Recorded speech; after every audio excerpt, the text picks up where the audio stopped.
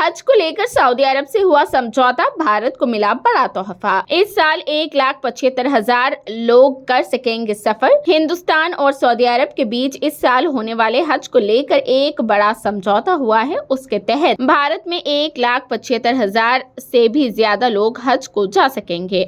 अखिलती उमूर की वजीर स्मृति ईरानी ने वजीर खारिजा वी मुरलीधरन के साथ जिद्दा में सऊदी हज व उमरा मिनिस्टर तौफीक बिन फौजान के साथ बाहमी हज समझौते 2024 पर दस्तखत की। एक बयान के मुताबिक 2024 के लिए भारत से कुल 1,75,000 आजमीन का कोटा तय किया गया है, जिसमें हज कॉन्फ्रेंस के जरिए आजमीन के लिए 1,40,020 सीटें मख्तस की गई है, जबकि 35 निजी सीटें के जरिए हज को आ सकेंगे। हज के समझौते के लिए स्मृति ईरानी गई थी।